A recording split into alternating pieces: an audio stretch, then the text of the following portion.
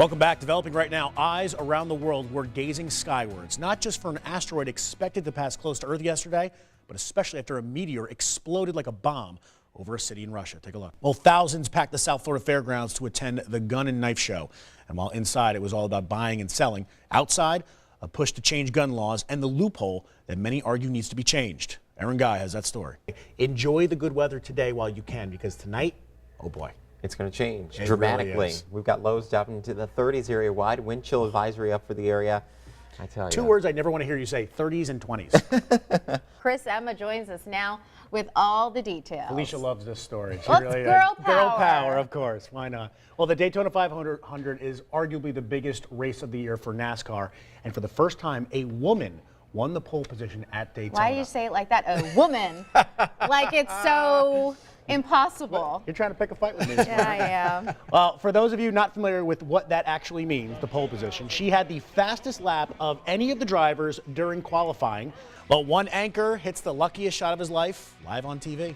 So there we go. Oh! Not bad. Just a hint, he didn't take this shot with his hands. Wait until you see his lucky break. I'm Chris Emma with Justin Mosley. Don't go anywhere. We'll be right back. Yeah. So what is this chicken wing And shortage also, that we've been hearing about? And do me a favor, keep Mike Lyons over there. He's been lurking around the wings for the past 10 minutes. Well, listen, there is actually a chicken wing shortage due to a 1% decrease in the number of chickens in supply. So are you going to be able to get your wing fix this year and for the same price? I went to a couple places to check it out. Take a look. Unfolding right now, deputies are investigating a stabbing in Lake Worth. The Palm Beach County Sheriff's Office tells us a son stabbed his father during a fight. Randy Gyllenhaal was at the scene. With her sister at her side, Jennifer Yeomans looks through pictures of her son Malachi. The little boy slipped out of her sight last week while she was making dinner. He drowned in the Intracoastal right behind their home. When Jennifer finally realized that her 2-year-old son Malachi was missing, her first instinct was to run through the backyard and up and down this dock, yelling his name and trying to look for him. It wasn't until 25 minutes later that Malachi's body was found. An officer found Malachi's body against a bank just next door. There were so many people working on him and trying to resuscitate him. They tried for half an hour here, and then they tried on the way to the hospital, and they tried at the hospital. But I think it was too long. In the midst of her tragedy, Jennifer received a surprising phone call the next day from a doctor. There was a little boy in Miami, the same size and age of Malachi, in desperate need of a heart. When I found out he was going to save another right away, I felt like I could give his life another chance by giving his mom. It wasn't just one life. Malachi's organs were donated to 10 other children. He advised me that Malachi was a perfect match for his organs, his heart, and the valves around it for 4 children, and his eyes and cornea, and his bone marrow and soft tissue. Malachi's life-saving gifts to 11 children has brought his heartbroken mother just a little bit of peace. He's still seeing, you know, through someone's eyes, and his heart is still beating. So that makes me feel a lot better.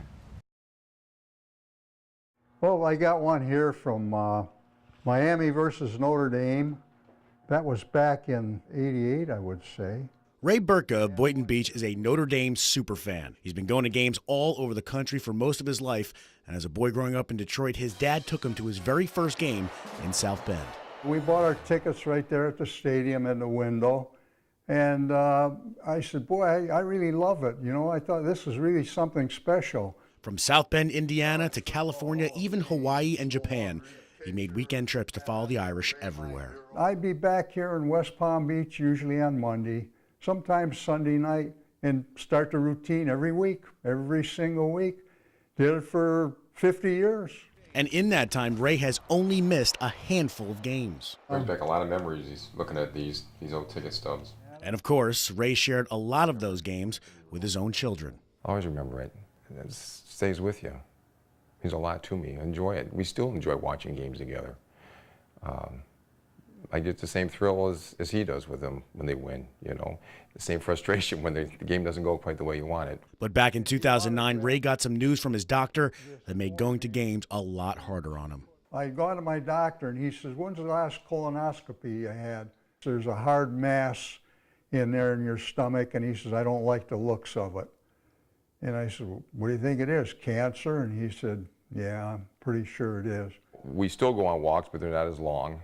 You know, we can't do a lot of the things we used to do because, of course, going through what he's gone through, the 2 surgeries, major surgeries, the chemo, the radiation, it beats you up pretty good. He's a tough old bird. Ray is still battling. He's had multiple procedures and his stomach has been completely removed. Ray, who made it to 6 games this season, was told by his doctors that the most important game of the season and one of the most important in Notre Dame's history, the national championship in Miami, he would have to miss. It hurts me because I can't go and I got a ticket. Ray watched the game from his couch with his family. And of course, the Notre Dame loss was not the outcome he wanted. But no matter what, his love for the Irish and all the memories will live on. Undefeated Notre Dame, looking for its first national title in a quarter century, and more important, to retake its place